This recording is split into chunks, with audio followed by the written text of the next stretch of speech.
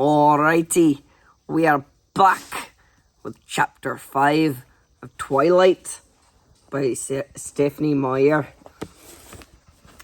Oh, baby, this is Hercules. This is Hercules. My silly boy. My silly boy. Alrighty. Chapter 5, Blood Type. I made my way to English in a daze. I didn't even realize when I first walked in that class had already started. "Thank you for joining us, Miss Swan," Mr. Mason said in a disparaging tone. I flushed and hurried to my seat. It wasn't until class started... Oh, gosh, no. It wasn't till class ended that I realized Mike wasn't sitting in his usual seat next to me. I felt a twinge of guilt. But he and Eric both met me at the door as usual, so I figured I wasn't totally unforgiven. Mike seemed to become more himself as we walked, gaining enthusiasm as he talked about the weather report for this weekend. The rain was supposed to take a minor break, and so maybe his beach trip would be possible. I tried to sound eager to make up for disappointing him yesterday. It was hard. Rain or no rain, it would still only be in the high 40s, if we were lucky. The rest of the morning passed in a blur. It was difficult to believe that I hadn't just imagined what Edward had said, and the way his eyes had looked. Maybe it was just a very convincing dream that I'd confused with reality. That seemed more probable than that I really appealed to him on any level. So I was impatient and frightened as Jessica and I entered the cafeteria. I wanted to see his face, to see if he'd gone back to the cold, indifferent person I'd known for the last several weeks, or if, by some miracle, I'd really heard what I thought I'd heard this morning. Jessica babbled on and on about her dance plans. Lauren and Angela had asked the other boys, and they were all going together, completely unaware of my inattention. Disappointment flooded through me as my eyes unerringly focused on his table. The other four were there, but he was absent. Had he gone home? I followed the still babbling Jessica through the line, crushed. I'd lost my appetite. I bought nothing but a bottle of lemonade. I just wanted to go sit down and sulk. "Edward Cullen is staring at you again," Jessica said, finally breaking through my abstraction with his name. "I wonder why he's sitting alone today." My head snapped up. I followed her gaze to see Edward, smiling crookedly, staring at me from an empty table across the cafeteria from where he usually sat. Once he'd caught my eye, he raised one hand and motioned with his index finger for me to join him. As I stared in disbelief, he winked. "Does he mean you?" Jessica asked with insulting astonishment in her voice. "Maybe he needs help with his biology homework," I muttered for her benefit. I better go see what he wants." I could feel her staring after me as I walked away. When I reached his table, I stood behind the chair across from him, unsure. "Why don't you sit with me today?" he asked, smiling. I sat down automatically, watching him with caution. He was still smiling. It was hard to believe that someone so beautiful could be real. I was afraid that he might disappear in a sudden puff of smoke, and I would wake up. He seemed to be waiting for me to say something. "This is different," I finally managed. "Well," he paused, and then the rest of the words followed in a rush. "I decided as long as I was going to hell, I might as well do it thoroughly." I waited for him to say something that made sense. The seconds ticked by. I don't have any idea... I don't have any idea what you mean," I eventually pointed out. "I know," he smiled again, and then he changed the subject. "I think your friends are angry with me for stealing you." "They'll survive." I could feel their stares boring into my back.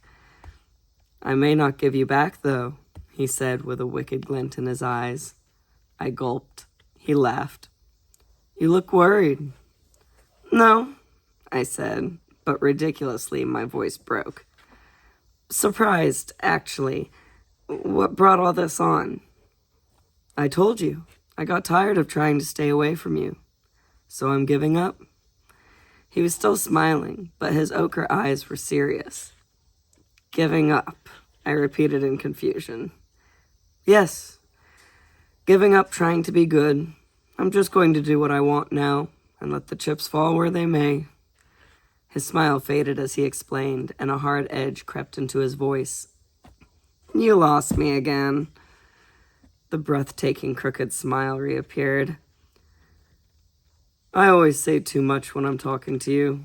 It's one of the problems. Don't worry, I don't understand any of it, I said wryly. I'm counting on that. So, in plain English, are we friends now? Friends, he mused dubiously. Or not, I muttered. He grinned. Well, we can try, I suppose. But I'm warning you now that I'm not a good friend for you.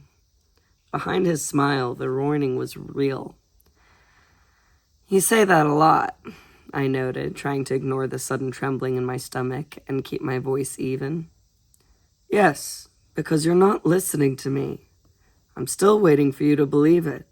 If you're smart, you'll avoid me. I think you've made your opinion on the subject of my intellect clear, too. My eyes narrowed. He smiled apologetically. So, as long as I'm being not smart, we'll try to be friends? I struggled to sum up the confusing exchange. That sounds about right. I looked down at my hands wrapped around the lemonade bottle, not sure what to do now. What are you thinking? He asked curiously. I looked up into his deep gold eyes, became befuddled, and, as usual, blurted out the truth. I'm trying to figure out what you are. His jaw tightened, but he kept his smile in place with some effort.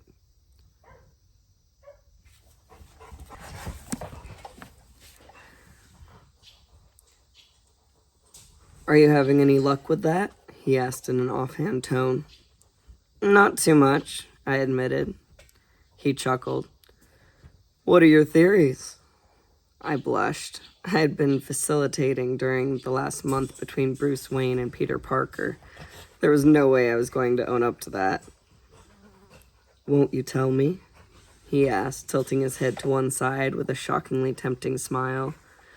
I shook my head. Too embarrassing. That's really frustrating, you know, he complained. No, I disagreed quickly, my eyes narrowing. I can't imagine why that would be frustrating at all. Just because someone refuses to tell you what they're thinking, even if all the while they're making cryptic little remarks specifically designed to keep you up at night, wondering what they could possibly mean. Now, why would that be frustrating? He grimaced. Or better, I continued, the pent-up annoyance flowing freely now.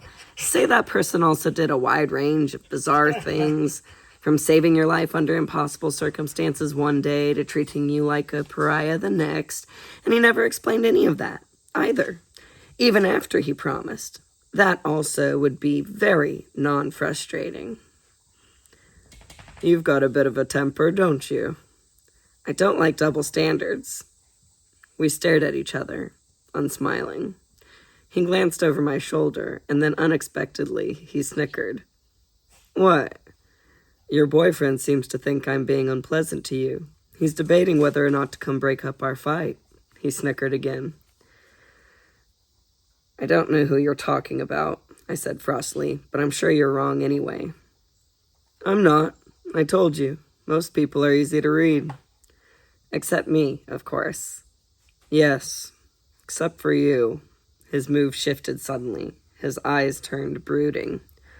I wonder why that is. I had to look away from the intensity of his stare. I concentrated on unscrewing the lid of my lemonade. Unscrewing the lid of my lemonade. I took a swig, staring at the table without seeing it. Aren't you hungry? He asked, distracted. No, I didn't feel like mentioning that my stomach was already full of butterflies. You? I looked at the empty table in front of him. No, I'm not hungry. I didn't understand his expression. It looked like he was enjoying some private joke. Can you do me a favor? I asked after a second of hesitation. He was suddenly wary. That depends on what you want. It's not much, I assured him. He waited, guarded but curious. I just wondered if you could warn me beforehand the next time you decide to ignore me for my own good, just so I'm prepared. I looked at the lemonade bottle as I spoke, tracing the circle of the opening with my pinky finger. That sounds fair. He was pressing his lips together to keep from laughing when I looked up. Thanks. Then can I have one answer in return? He demanded. One. Tell me one theory. Whoops. Not that one. You didn't qualify. You just promised me one answer, he reminded me. And you've broken promises yourself, I reminded him back. Just one theory. I won't laugh. Yes, you will. I was positive about that. He looked down and then glanced up at me through his long black lashes, his ochre eyes scorching. Please, he breathed, leaning toward me. I blinked, my mind going blank. Holy cow, how did he do that? What? I asked, dazed. Please just tell me one little theory, his eyes still smoldering at me. Well, bitten by a radioactive spider? Was he a hypnotist too, or was I just a hopeless pushover? That's not very creative, he scoffed. I'm sorry, that's all I've got, I said, miffed. You're not even close, he teased. No spiders? Nope. And no radioactivity? None. Dang, I sighed. Kryptonite doesn't bother me either. He chuckled. You're not supposed to laugh, remember? He struggled to compose his face. I'll figure it out eventually, I warned him. I wish you wouldn't try. He was serious again. Because... what if I'm not the superhero? What if I'm the bad guy? He smiled playfully, but his eyes were impenetrable. Oh, I said, as several things he'd hinted fell suddenly into place. I see. Do you? His face was abruptly severe, as if he were afraid that he'd accidentally said too much. You're dangerous, I guessed, my pulse quickening as I intuitively realized the truth of my own words. He was dangerous. He'd been trying to tell me that all along. He just looked at me, eyes full of some emotion I couldn't comprehend. But not bad, I whispered, shaking my head. No, I don't believe that you're bad. You're wrong. His voice was almost inaudible. He looked down, stealing my bottle lid, and then spinning it on its side between his fingers. I stared at him, wondering why I didn't feel afraid. He meant what he was saying. That was obvious. But I just felt anxious, on edge, and more than anything else, fascinated. The same way I always felt when I was near him.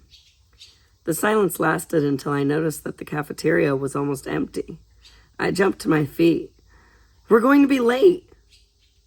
I'm not going to class today, he said, twirling the lid so fast it was just a blur. Why not? It's healthy to ditch class now and then. He smiled up at me, but his eyes were still troubled.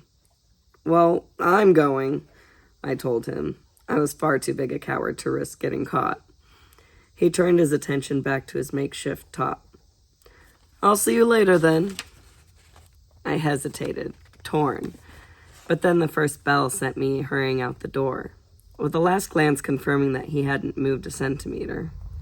As I half ran to class, my head was spinning faster than the bottle cap. So few questions had been answered in comparison to how many new questions had been raised. At least the rain had stopped. I was lucky. Mr. Banner wasn't in the room yet when I arrived. I settled quickly into my seat, aware that both Mike and Angela were staring at me. Mike looked resentful.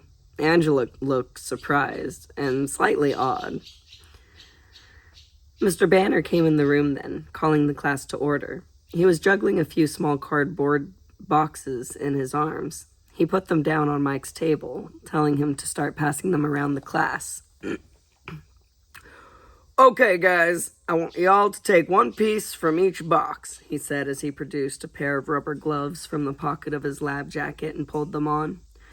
The sharp sound as the glove snapped into place against his wrist seemed ominous to me. "The first should be an indicator card," he went on, grabbing a white card with 4 squares marked on it and displaying it. "The second is a 4-pronged applicator." He held up something that looked like a nearly toothless hair pick. And the third is a sterile micro lancet." He held up a piece of blue plastic and split it open. The barb was invisible from the distance, but my stomach flipped. "I'll be coming around with a dropper of water to prepare your cards, so please don't start until I get to you." He began at Mike's table again, carefully putting 1 drop of water in each of the 4 squares. "Then I want you to carefully prick your finger with the lancet." He grabbed Mike's hand and jabbed the spike into the tip of Mike's middle finger. Oh no. Clammy moisture broke out across my forehead. "Put a small drop of blood on each of the prongs," he demonstrated, squeezing Mike's finger until the blood flowed. I swallowed convulsively, my stomach heaving. "And then apply it to the card," he finished, holding up the dripping red card for us to see. I closed my eyes, trying to hear through the ringing in my ears. "The Red Cross is having a blood drive in Port Angeles next weekend, so I thought you should all know your blood type." He sounded proud of himself. "Those of you who aren't 18 yet will need a parent's permission. I have slips at my desk." He continued through the room with his water drops. I put my cheek against the cool blue... I put my cheek against the cool black tabletop and tried to hold on to my consciousness. All around me I could hear squeals, complaints, and giggles as my classmates skewered their fingers. I breathed slowly in and out through my mouth. "Bella, are you all right?" Mr. Banner asked. His voice was close to my head, and it sounded alarmed. "I already know my blood type, Mr. Banner," I said in a weak voice. I was afraid to raise my head. "Are you feeling faint?" "Yes, sir," I muttered, internally kicking myself for not ditching when I had the chance. "Can someone please take Bella to the nurse?" he called.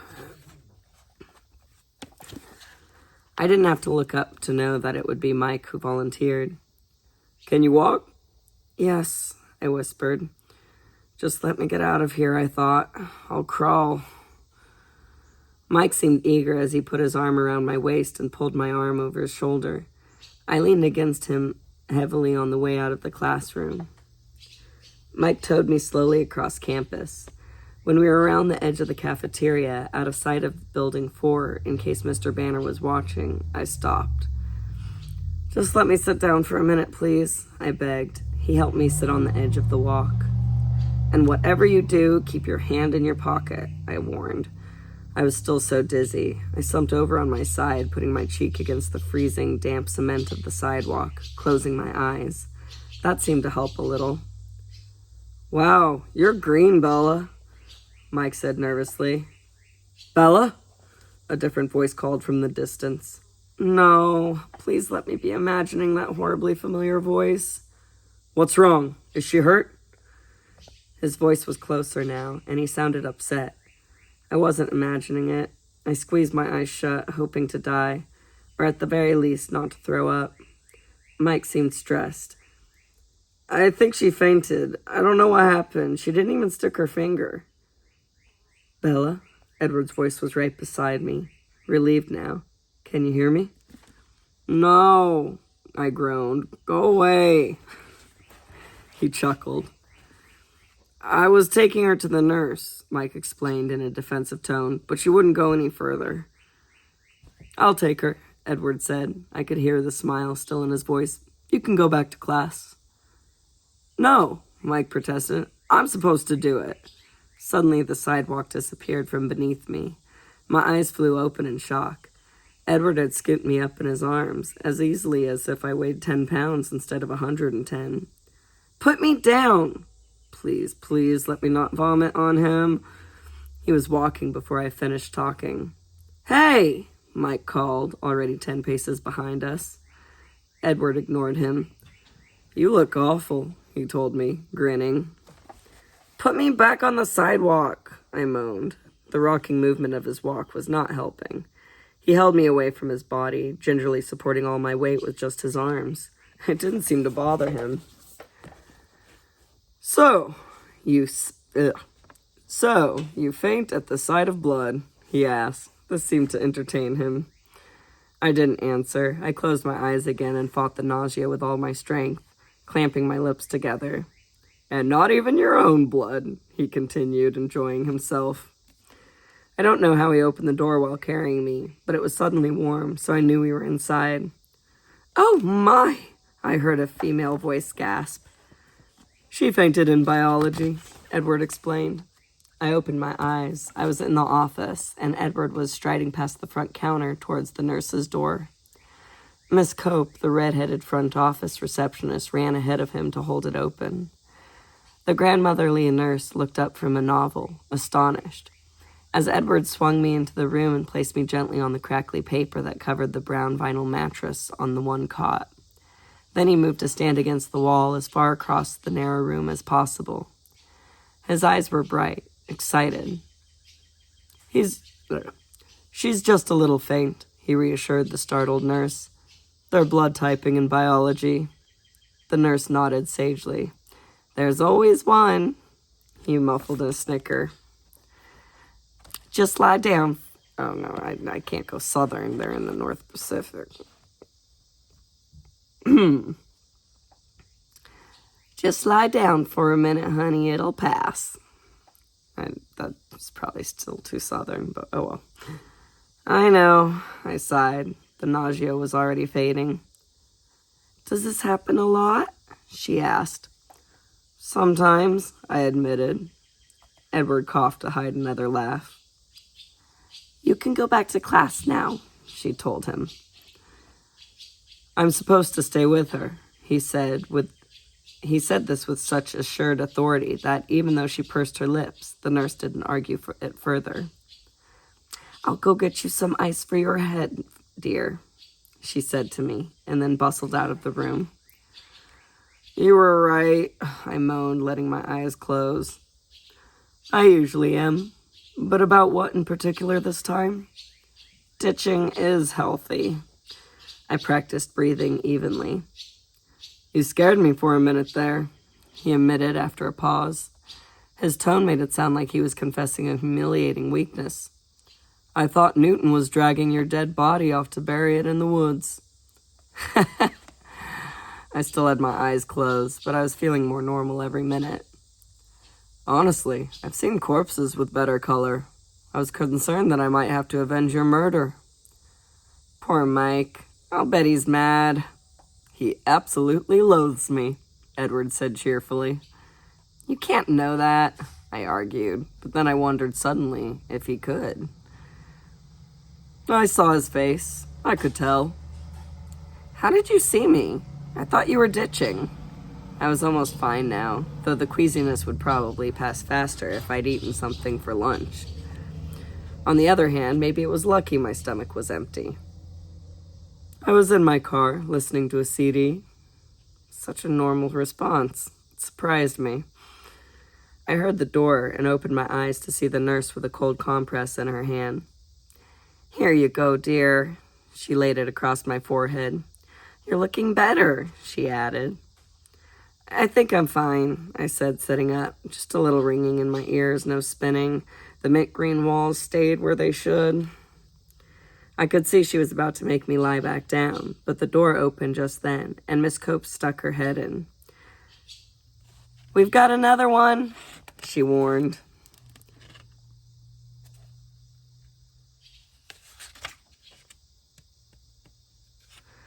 I hopped down to free up the cot for the next invalid. I handed the compress back to the nurse. Here, I don't need this. And then Mike staggered through the door, now supporting a shallow-looking Lee Stevens, another boy in our biology class. Edward and I drew back against the wall to give them room. "Oh no," Edward muttered. "Go out to the office, Bella." I looked up at him, bewildered. "Trust me, go." I spun and caught the door before it closed. Darting out of the infirmary, I could feel Edward right behind me. "You actually listened to me." He was stunned. "I smelled the blood," I said, wrinkling my nose. Lee wasn't sick from watching other people like me. "People can't smell blood," he contradicted. "Well, I can. That's what makes me sick. It smells like rust and salt." He was staring at me with an unfathomable expression. "What?" I asked. "It's nothing." Mike came through the door then, glancing from me to Edward. The look he gave Edward confirmed what Edward had said about loathing. He looked back at me, his eyes glum. "You look better," he accused. "Just keep your hand in your pocket," I warned him again. "It's not bleeding anymore," he muttered. "Are you going back to class?" "Are you kidding? I just have to turn around and come back." "Yeah, I guess." "So are you going this weekend? To the beach?" While he spoke, he flashed another glare toward Edward, who was standing against the cluttered counter, motionless as a sculpture, staring off into space. I tried to sound as friendly as possible. "Sure, I said I was in." We're meeting at my dad's store at 10. His eyes flickered to Edward again, wondering if he was giving out too much information. His body language made it clear that it wasn't an open invitation. "I'll be there," I promised. "I'll see you in gym then," he said, moving uncertainly toward the door. "See you," I replied. He looked at me once more, his round face slightly pouting. And then as he walked slowly through the door, his shoulders slumped. A swell of sympathy washed over me.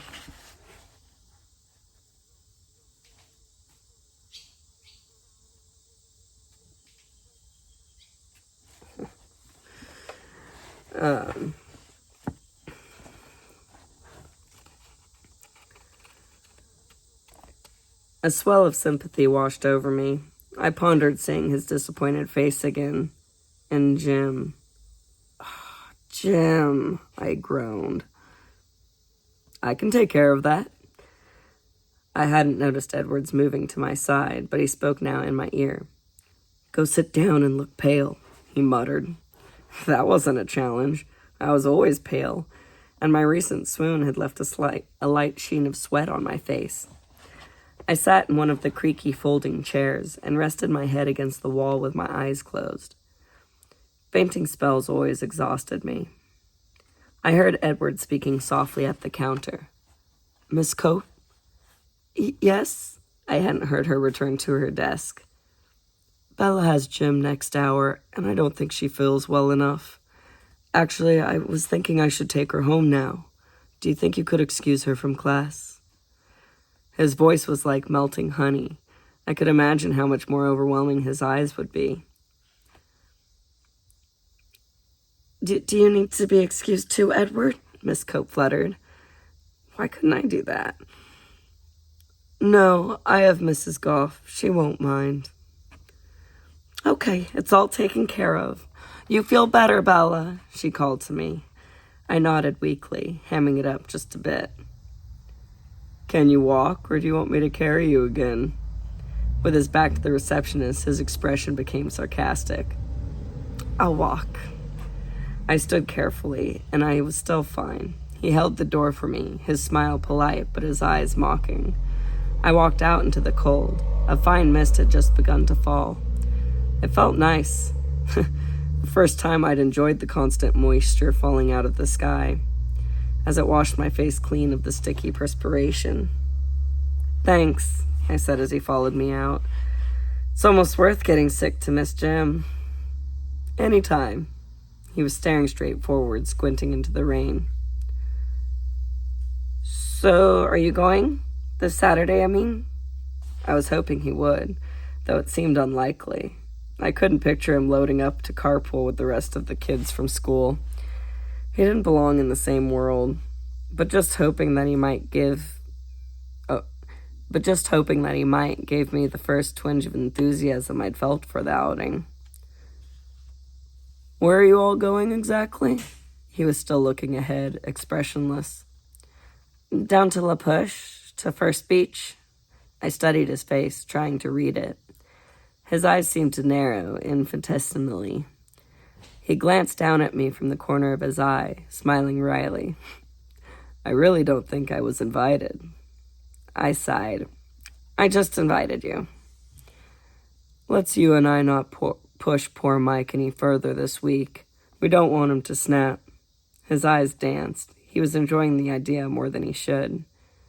Mike Schmike, I muttered, preoccupied by the way he'd said you and I.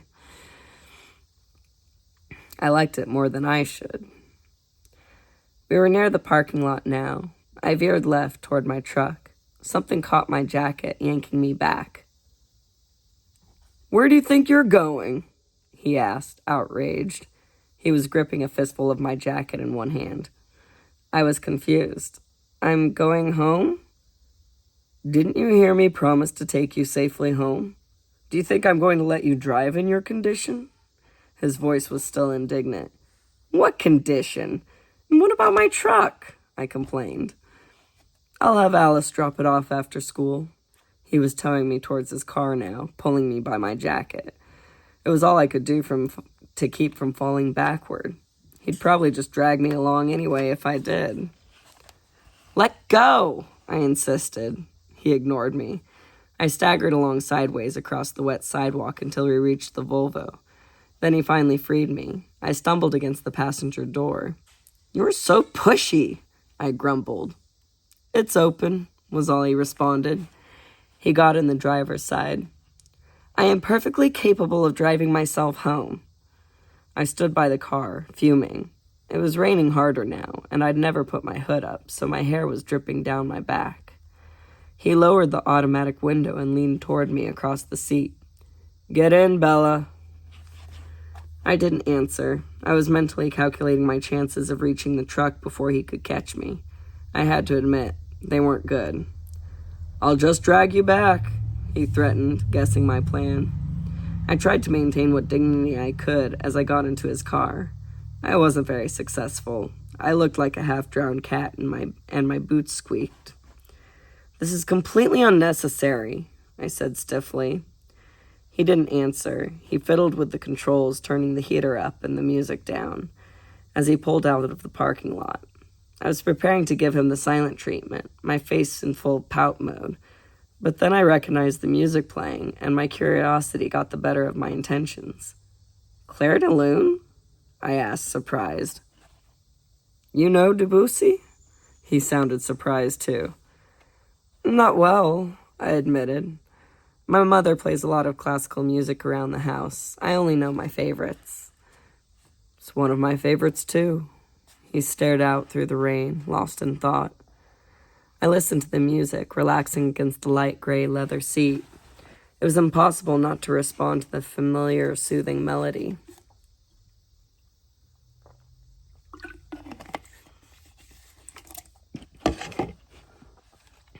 The rain blurred everything outside the window into gray and green smudges. I began to realize we were driving very fast. The car moved so steadily, so evenly, though. I didn't feel the speed. Only the town flashing by gave it away.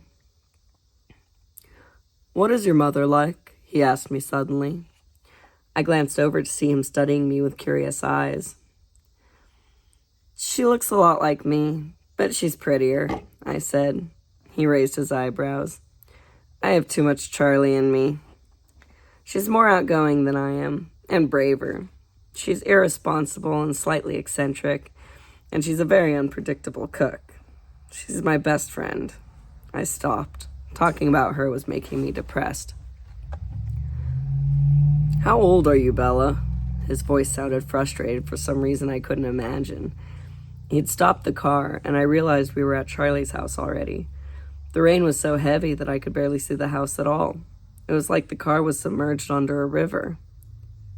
"I'm 17, I responded, a little confused. "You don't seem 17. His tone was reproachful. It made me laugh. "What?" he asked, curious again. "My mom always says I was born 35 years old and that I get more middle-aged every year." I laughed and then sighed. "Well, someone has to be the adult." I paused for a second. "You don't seem much like a junior in high school yourself," I noted. He made a face and changed the subject. "So why did your mother marry Phil?" I was surprised he would remember the name. I'd mentioned it just once, almost 2 months ago. It took me a moment to answer. "My mother, she's very young for her age. I think Phil makes her feel even younger. At any rate, she's crazy about him." I shook my head. The attraction was a mystery to me. "Do you approve?" he asked. "Does it matter?" I countered. "I want her to be happy, and he is who she wants." "That's very generous. I wonder," he mused. "What?" "Would she extend the same courtesy to you, do you think? No matter who your choice was?" He was suddenly intent, his eyes searching mine. I think so," I stuttered. "But she's the parent, after all. It's a little bit different." "No one too scary, then," he teased. I grinned in response. "What do you mean by scary? Multiple facial piercings and extensive tattoos?" "That's one definition, I suppose." "What's your definition?" But he ignored my question and asked me another. "Do you think that I could be scary?" He raised one eyebrow, and the faint trace of a smile lightened his face. I thought for a moment, wondering whether the truth or a lie would go over better. I decided to go with the truth. "I think you could be, if you wanted to." "Are you frightened of me now?" The smile vanished, and his heavenly face was suddenly serious. "No," but I answered too quickly. The smile returned. "So now are you going to tell me about your family?" I asked to distract him. "It's got to be a much more interesting story than mine." He was instantly cautious. "What do you want to know?" "The Cullens adopted you?" I verified. "Yes." I hesitated for a moment. "What happened to your parents?" "They died many years ago." His tone was matter-of-fact. "I'm sorry," I mumbled. "I don't really remember them that clearly. Carlisle and Esme have been my parents for a long time now." "And you love them?" It wasn't a question. It was obvious in the way he spoke of them. "Yes," he smiled. "I couldn't imagine two better people." "You're very lucky." "I know I am." "And your brother and sister?" He glanced at the clock on the dashboard. "My brother and sister, and Jasper and Rosalie for that matter, are going to be quite upset if they have to stand in the rain waiting for me." "Oh, sorry, I guess you have to go." I didn't want to get out of the car. "And you probably want your truck back before Chief Swan gets home, so you don't have to tell him about the biology incident." He grinned at me. "I'm sure he's already heard. There are no secrets in Forks," I sighed. He laughed, and there was an edge to his laughter. "Have fun at the beach. Good weather for sunbathing." He glanced out at the sheeting rain. "Won't I see you tomorrow?" "No, Emmett and I are starting the weekend early." "What are you going to do?" A friend could ask that, right? I hope the disappointment wasn't too apparent in my voice. "We're going to be hiking in the Goat Rocks Wilderness, just south of Rainier." I remembered Charlie had said that the Cullens went camping frequently. "Oh, well, have fun." I tried to sound enthusiastic. I don't think I fooled him, though. A smile was playing around the edges of his lips. Will you do something for me this weekend? He turned to look at me straight in the face, utilizing the full power of his burning gold eyes. I nodded helplessly. Don't be offended, but you seem to be one of those people who attract accidents like a magnet. So try not to fall into the ocean or get run over or anything, all right? He smiled crookedly. The helplessness has faded as he spoke. I glared at him. I'll see what I can do, I snapped as I jumped out into the rain. I slammed the door behind me with excessive force. He was still smiling as he drove away. And that was chapter 5. Chapter 5. Chapter 5 of Twilight. We will be going on to chapter 6 shortly. I need a water break, 'cause my voice is crackly and I can't get it to stop. No. Can't get it to stop. Won't stop, can't stop. Alrighty. I guess that's it. I realize these are terribly exciting. Terribly exciting. But it's about the story. It's an audio book. That's not quite like the regular audio books. That's something, right? It's got to be something, right? All right, see y'all in chapter 6. Peace.